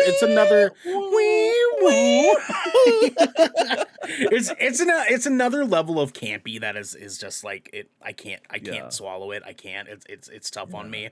But I can appreciate like what Quentin Tarantino has done for the movie industry. You know what I mean? Like I appreciate like the craft of his movies. It's just not my cup of tea as far as like consuming the content. Did you watch Death Proof ever? Yeah, I wasn't into it either. Yeah. Do you know all those cars were cars that Quentin Tarantino actually had custom built for that? Yeah. And he kept a lot or those cars. Yeah, too. those are his. He cars actually now, his just fun fact. One thing I kind of like about him is he keeps a car or two from every movie he does. Yeah. And apparently I was hearing him on a podcast not too long ago where he was talking about wanting to do a car show with all the cars. God damn, he should. God damn, that would be kind of cool. Or he should fucking auction them off because he would make fucking bank off those cars, man. I'm sure that's kind of included in the car show. I'm sure it's like travel and get bids. You know what I mean? God, I'm sure that's cool. Dude, I'm telling you, man. Anyways, we have 9 now, right? 2, 4, 6, 8, 9. Devin, we're on our last movie here. What you got? My man. How dare we? You know what I'm saying? How dare we go this far without putting one of these fucking phenomenal movies I know what you're picking, and I hope it's the one I'm thinking too. We'll see, my guy, because the last movie we need to have on this Fast and Furious. No. Don't give him any ideas. God damn it. No, don't. Fast 6. Let's go. Oh, I think Century's on to something. Unfortunately, it is not a Lord of the Rings movie. Damn. Yeah, okay. It's not a Lord of the Rings movie. That would have been my next one. It's not a Lord of the Rings movie. Here's the deal, guys. Lord of the Rings, I think, would take a number 11 spot for sure. I think specifically Two Towers. Yeah, specifically. Well, that's hard, right? Because that's an even deeper conversation, right? Because it's like, it's like which one is the better movie between Two Towers and Return of the King? You know what I'm saying? It's like because both are fucking good movies. But also, Fellowship is a classic. You know what I'm saying? Two Towers. I would say Two Towers. Right. I mean, like Helm's Deep, dog. Helm's Deep is just so good. Very good. Such a good. I know. It's such a good war scene. I know. Cinery, I'm sorry to have disappointed you. I'm sorry. I listen. I love you. I love the Fellowship. Like we can connect on that level. Okay, we can. Unfortunately, he's literally got a Lord of the Rings tattoo.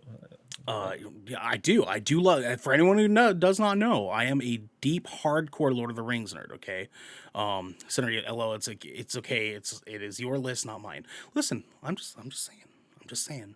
We will probably do an honorable mentions list after this too. Like we'll rank these and then we'll put like 2 honorable mentions to the bottom because we do have a little bit extra time here for you guys. So, my last movie, Devin, is going to be Interstellar.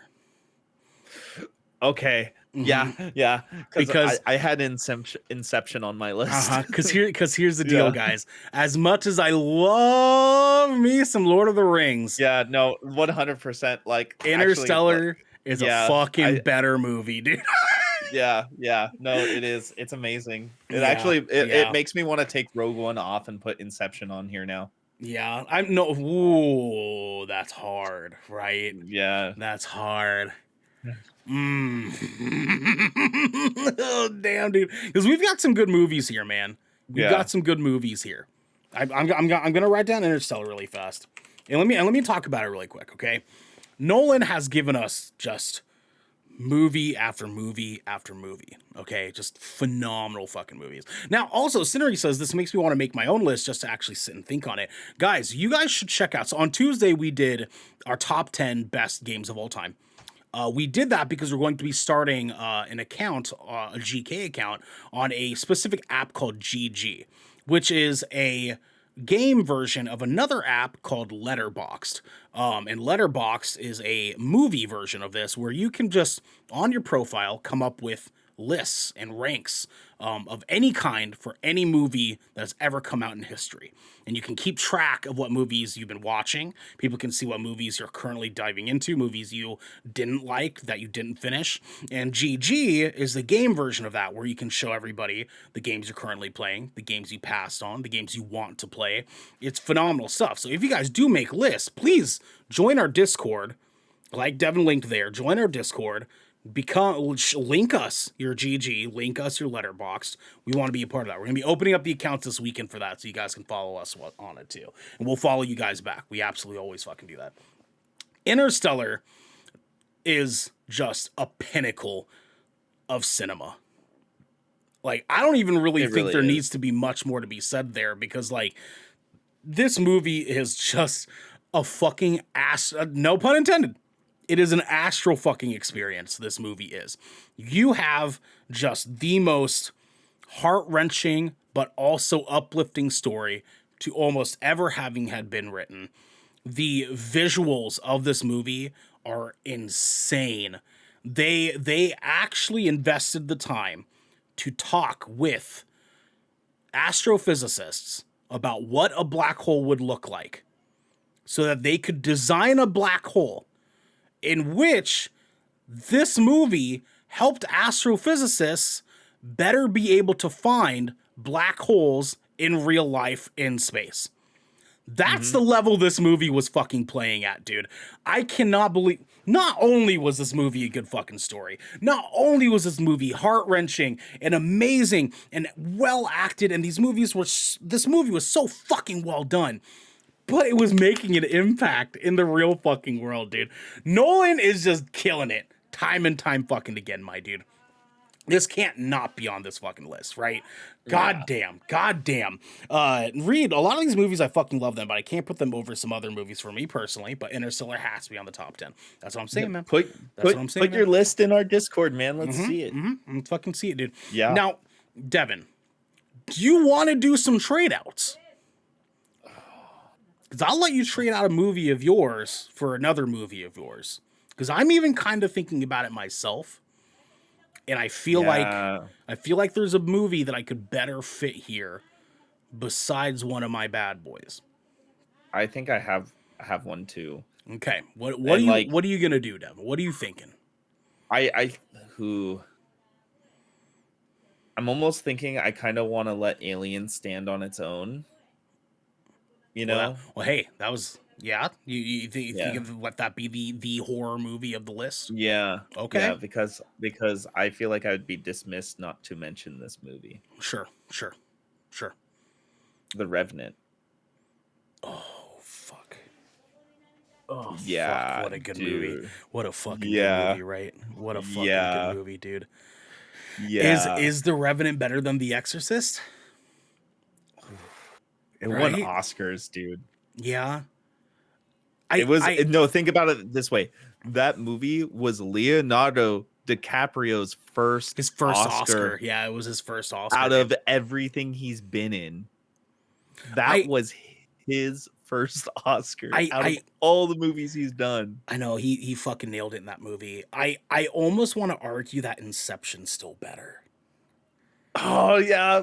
Yeah, that's right. Because that is on my list too. Because here's the deal: Leo, he won an Oscar because he fucking killed it in that movie, though, right? But like Inception, everyone killed it in that movie. Everyone, that movie was just so well fucking. And I do love me some Joseph Gordon-Levitt so much. Yeah. Like every actor in that movie fucking killed it. The story was the most original story. Literally, we're talking about a movie about traveling into dreams, that are about traveling into dreams. Like an Exhibit wasn't there. An Exhibit was not there. He was not fucking there. I don't know, Devin. Damn. But it's your call, man. It's your movie. It's your movie here, dude. Which one are you doing? Which one are you taking out for The Exorcist? We're gonna do Inception. Inception, my guy. It is officially all. Yeah. We're making This some is so adjustments. hard, We're guys. making some I was having adjustments this here. conversation with Ernell. I was like, I could do like a list of 50 movies, and all of them Yeah. are like fucking bangers. Mm-hmm.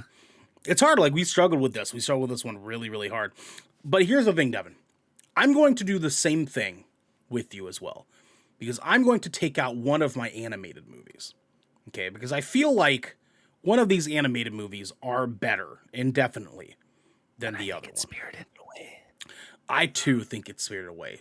And The Lion King, we love The Lion King. But this movie I'm thinking of is easily better than The Lion King. And that movie is The Godfather. Also on my list. The Godfather was a pinnacle in fucking storytelling, my guy. Yeah. How dare we not put this on a list? You know what I'm saying? How dare we? We had to make some edits. We had to make some edits, guys, because the more we're thinking about it, we're like, is that going to have to be on here, right? Because, like, this is a fucking good movie, my guy. This is a fucking good movie, dude. But now there's another problem. There's another movie that's not on here that should also be on here. Yeah? Oh, Which one is that? Which one is that, you think? The Dark Knight. I don't. See, okay, that's gonna be hard. You're not gonna like this. Because the Batman. Yeah, the no. Batman is also- It's not necessarily that. I was explaining this to some people in this movie group I'm part of, and I was explaining to them that, like, the Batman for me was as good as it was to me because I never actually thought the Dark Knight movies were like that big of a pinnacle of a franchise. They're good. They did a lot for the movie industry, but I never thought they were like that much on the level that people were giving them credit for. I mean, realistically, the Dark Knight I felt was carried entirely by Heath Ledger as Joker. Yeah. And Reed, I'm not gonna lie, Shawshank is on my list, but Yeah. ugh. Yeah, It's so there's hard, a lot of good dude. movies, dude. There's a lot of good movies here. For me, it was between Pulp Fiction or Shawshank Redemption, and I went Pulp Fiction. I personally think Pulp Fiction's a better movie than Shawshank Redemption. Like, better made. Not that Shawshank Redemption's a bad movie, because we're not saying that every movie outside of this list is bad. I feel like these are the top 10 that are the most well put together, most well rounded. I mean, is there one more adjustment you're wanting to make, Devin, or like you think this is good? Oh, dude, I just remembered another movie that like is on my personal list that I just didn't put on here. I mean, is it a competitor? Is it a competitor to It's say a competitor. Avengers Endgame? Like, no, there's a whole lot behind that. Avengers Endgame is just not only good, but it is also a pinnacle of superhero comic book movies, which is like the biggest cinema market right now. Now let's go ahead and do this. Let's go ahead and do this, Devin. Let's start ranking this list here. Yeah. What is number 10 on this list? Actually, I do want to do one more switch out. Okay. All right. And it's only, I already want to take Inception off because we already have a Christopher Nolan movie on here. Okay, so you're gonna switch out Inception then. Yep. And it is a movie called The Place Beyond the Pines. It is a Ryan Gosling and Bradley Cooper movie, and that is a phenomenal story. Also, one of the best books I've ever written or wrote or read. Jesus Christ, taking some other people's credit, huh? No, one of the best books I've ever fucking read in my life. Yeah, this movie, I'd be dismissed. I'd be dismissed. Yeah. I think we should do 3 runner-up movies to this list in our post. We'll look at it. Yeah. What is number 10 out of all these movies, Devin? I'm gonna have to go with Rogue One. Yeah? Actually, no. I almost want to say Alien. Okay, yeah. Yeah? You feel like that feels right? Because I'm torn on either Alien or Spirited Away. Yeah. I could see Alien. But I also feel like Spirited Away is... Yeah, because Spirited Away is a better story, right? Overall. Mm-hmm. Yeah, okay. Yeah. All right. Definitely. Number 10 goes to Alien. Put that bad boy right here. Devin, what is... Oh, Reed, they're all amazing movies. So you're asking which one of these is the least impactful and perfect? Exactly. It's like which one of these is like not quite up to the snuff of the Mhm. stuff up top, but like is still good. You know what I mean? Devin, what is number 9 to you? What speaks as number 9? This is fucking hard. Fuck me, man. I'm telling you. Um, mm, damn, we Ooh, came up fuck, with a right. fucking This is list. a fucking list, my dude. This is a fucking list. Uh, It really is, Sittery. It really it is. is. And it's like, I mean, we could argue that there's some objective truths in like, some formats of the movie, some things that happen in the movie, but like, I mean, listen, we've got some fucking bangers here that I think anyone would be able to agree with. Uh Uh, it's what, oh what god, do you man. think? What do you think? Like, I'm having a hard time. I'm gonna say Spirited Away hits number 9 here. Yeah. Yeah, Okay. because I feel like Spirited Away is a very good story. It is a better story than Aliens, but I don't feel like Spirited Away quite hits at the pinnacle that some of these other movies do. Mhm. What about number 8? Mm, Rogue One. yeah, I'm thinking Rogue One. Yeah. Okay. Oh, All right. All right. Rogue yeah. One hits number 8 here. Okay. Yeah. Yeah. Put that What are bad you boy. thinking? Number 7. Fuck, because now we're starting to get into some of these hard ones. Yeah. Fuck, dude. Cinerary Alien had an impact also on women as the main. Exactly. That's why I had to have that on the list. I had to fucking have that. Damn, number 7. Fuck, dude. These are The Place Beyond the Pines feels like a number 7 on this. Right? Does that sound about Yeah. right? Yeah. Yeah, again, another good story, another really well made movie, one of the best book to movie adaptations ever. But I feel like just the source material alone kind of like keeps it from being quite up to snuff to the rest of these. Hmm. Oh, number 6, Devin. I Fuck, am right, going right, to. Yeah. Yeah. Number 6. yeah, yeah, All right. yeah. Avengers Endgame.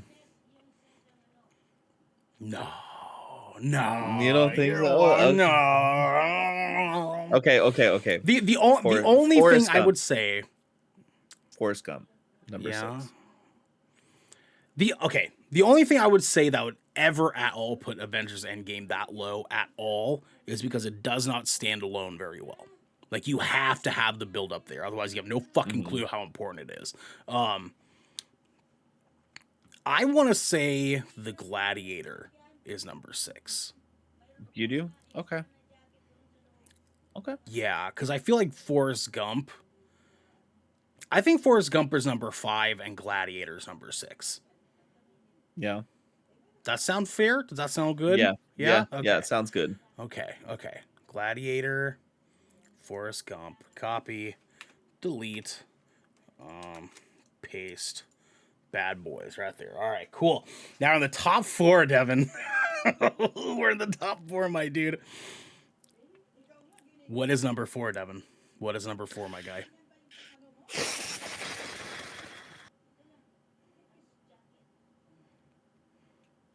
It's got to be Endgame. Really? Damn, dog. Yeah. You're really giving it to No, Endgame like, here. look, no, the only reason why is the other movies evoke so much more emotional content Do they? for me. Do they, though? Yeah. Do they? Wow. More, less than Pulp Fiction? Mm-hmm. I mean, Reed says now for the real number 1, Justin Bieber Never Say Never, released straight to DVD. Yeah, that's the real number 1 right there. It's the best movie of all time, honestly. Fuck, man. Because we're at a part here where we're trying to figure out, is Avengers Endgame better than, say, Pulp Fiction? See, that's like preference though, because like I feel like Avengers Endgame is on this list for the reason of it being the pinnacle of comic book movies, right? But like Pulp Fiction was just like a cinema masterpiece. Yeah. Yeah. Yeah. And I don't know if I've heard people call Endgame a cinema masterpiece. Well, exactly, because it falters to the fact that it doesn't stand alone. Like you have to have the build up to it. Okay, I would say Endgame number 4 and Pulp Fiction number 3. Yeah, I would say that. Yeah. Okay. Cool. Yeah, Let's easily. do that. Because these last two ones is a very. I think I know how this is gonna go now. I think I know how this is gonna go. I mean, maybe, man. We've got a good argument here. We got a good little thing that. Oh shit. Got a good little thing here that we're gonna have to discuss, because these are two good fucking movies we've got here. Two good fucking movies. Devin, which one is better, The Godfather or Interstellar? And you all in chat, we need to hear from you. We're gonna need your guys' help here. Which one is a better movie? Interstellar. Yeah. It's man, it's tough, right? Because like the second I heard you say that, I was like, oh, that's the best movie.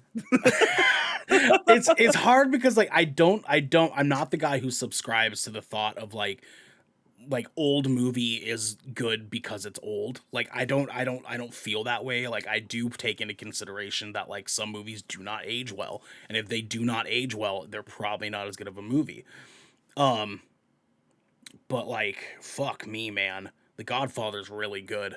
That movie holds up. But also Interstellar is one of the most wild fucking movie experiences to have ever fucking happened. Reed says, well, to me, having that experience in theater to watch Endgame, I might have had to put it above Pulp Fiction, but as a movie, Pulp Fiction is better. Exactly. Mm-hmm. God damn, dude. Is Interstellar better than Godfather? For sure? I think it is. Yeah? Yeah. Fuck me, man. I feel like it don't is get me too, wrong, right? Godfather has like amazing storytelling, right? Yeah. But Interstellar has amazing storytelling and explosive, amazing cinematography and visual effects. That is true. And one of the most creative stories ever. Yeah. It was wild. Yeah. And that movie makes you fucking cry. All right. Multiple times. It sounds like it's official, y'all. It is official. We have the official GK top 10 best movies of all time. We have at number 10, Alien. At number 9, Spirited Away. At number 8, Star Wars, Rogue One. At number 7, The Place Beyond the Pines. At number 6, The Gladiator. Number 5, Forrest Gump. Number 4, Avengers Endgame. Number 3, Pulp Fiction. Number 2, The Godfather. And number 1, Interstellar. Guys, that is a fucking list, my dudes. Devin, let's do honorable mentions. We'll make it quick. We'll make it bang out. We do not need to rank these. We do not need to rank these. We'll do 2 each. What is your first one? Obviously, Shawshank Redemption. Yeah, we didn't put it in our top 10. Like, I had to get that away. It was on my list. Like, 100% on my list. Jesus, I just destroyed the fucking spelling on that. Yeah, that's a fucking good movie, dude. That's a fucking good movie. Oh, Cinery, I got to go watch Interstellar and The Place Beyond the Pines now. Yes, They're you both do. Really yes, you fucking good do. You really and do. you could watch them back to back. I would watch Place Beyond the Pines first and then watch Interstellar, like 100%. Yeah. They would complement each other very well. That's a good back to back. I agree. Yeah, with that. That's a very good back to back. But you're gonna need to dedicate like 5 to 6 hours of your time to that. Just so you worth know. it. Worth it. Yeah, worth it. Big time. Yeah. Worth it. Devin, my first honorable mention is going to be a very special Pan's Labyrinth. Let's fucking go, baby. Ooh, Pan's Labyrinth is such a fucking well-made movie, man. I can't not have that in here. God damn, what is up with my spelling right now? I can't not have this be somewhere placed on a list of ours. You know what I'm saying? We all love Pan's Labyrinth here at GK. Guillermo del Toro, like fucking A, man. Like he gave us a movie to remember.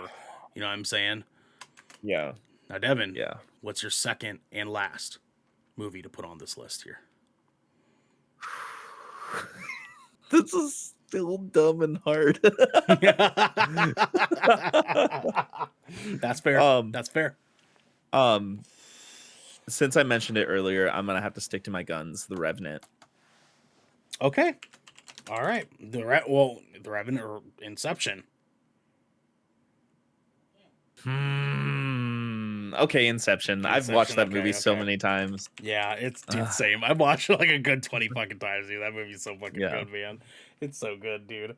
Seeing that movie in theaters was insane. I think The Revenant is almost there, but just like Inception has to be objectively better, right? Like, yeah, right, yeah. Guys, we have to do it. We have to do it.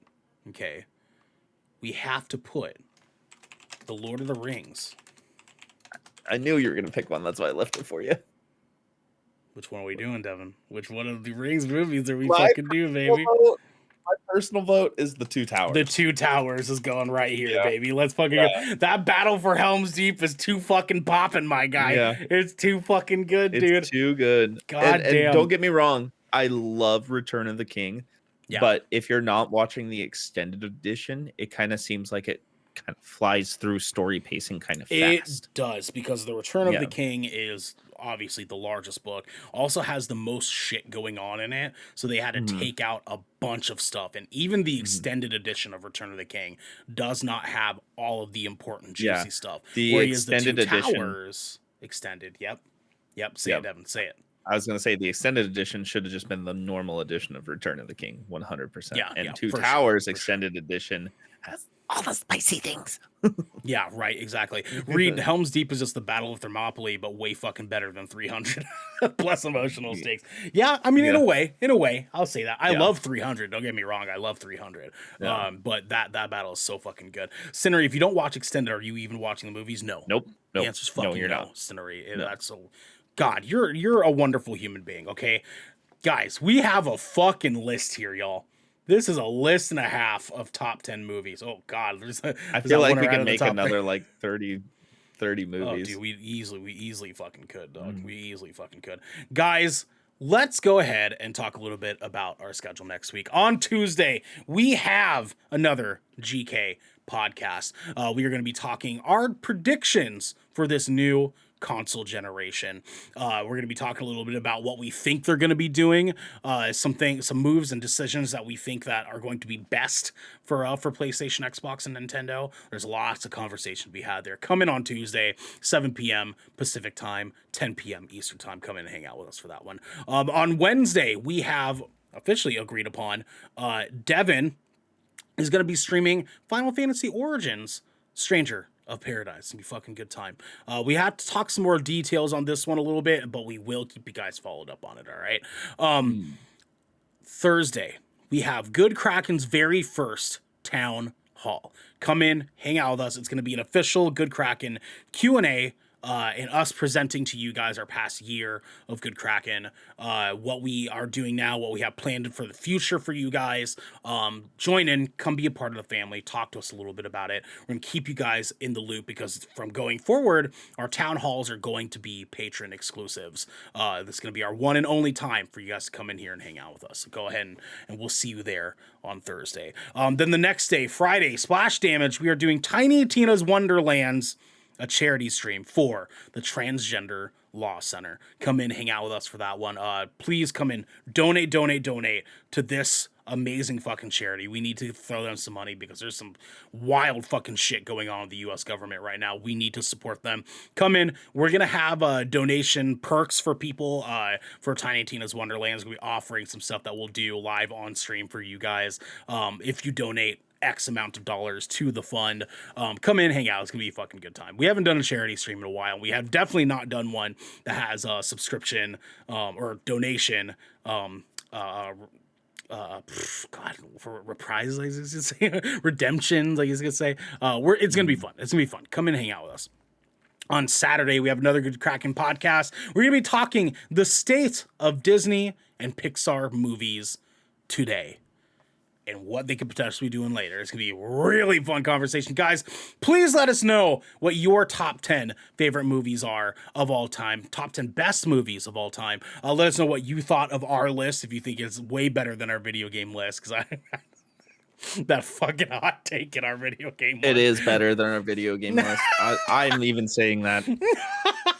Let us know in the comments below. Let us know on Twitter. Let us know in our Discord. You can be a part of that. Join us for the conversation. We want to hear from you guys, please. In the meantime, y'all, this has been the Good Kraken Podcast, your choice for all the nerdy video game and pop media news, reviews, and discussions that you wanted to hear. Live every Tuesday at 7 p.m. and Saturday at 12 p.m. right here at twitch.tv/GoodKrakenShow.